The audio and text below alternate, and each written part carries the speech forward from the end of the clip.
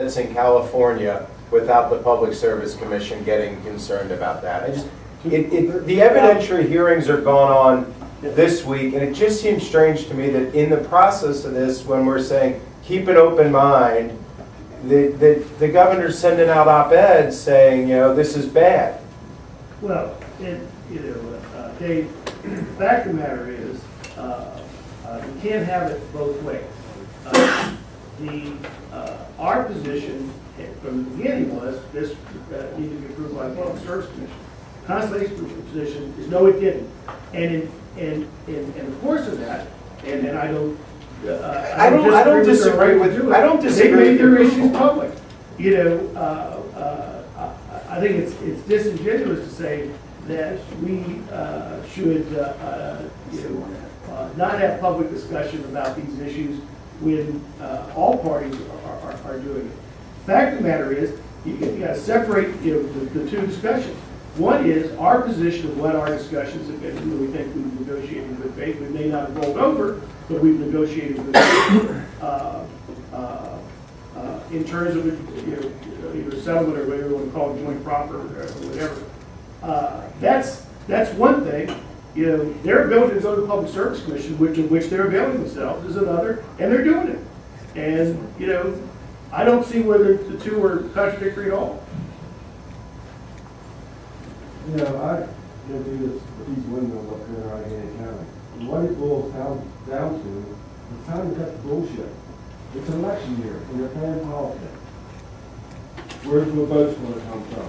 They would need to get off our ass. Do these people support us or don't they?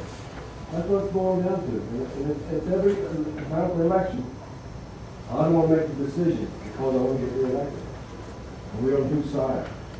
Put the vote, you're on our side, you're not. That's what I see it.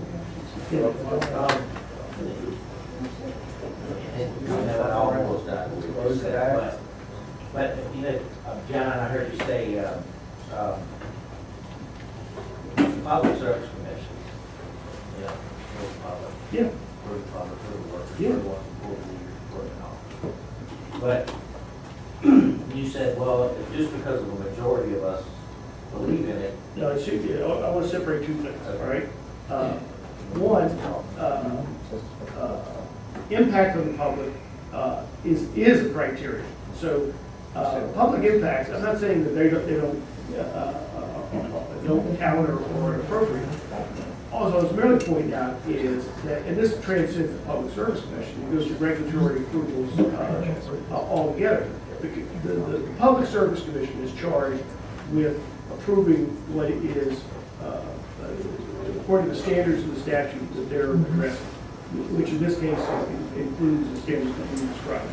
The mere fact that 62 people testify on one side and 35 people testify on another isn't dispositive of the issue. So that's the only point I was just trying to make out.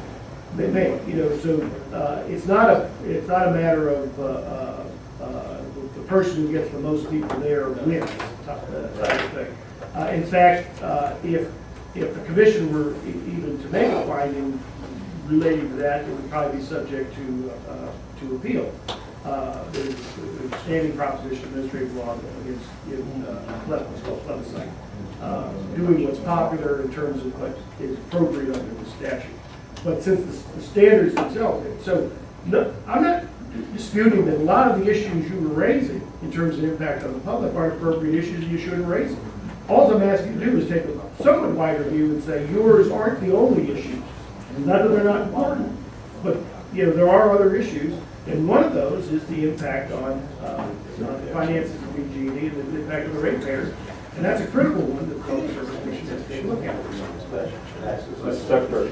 To that. You want to official, because he's your boss. To that actual was Mark said earlier. Of course, you're right. We're all here by jobs. Yeah. And we're, the regulatory commission, like you said, that's one of our things to deal with. I will speak up who's going to pay what for rates, like Sure. they regulate everything else. This gentleman just said that PG&E that under that.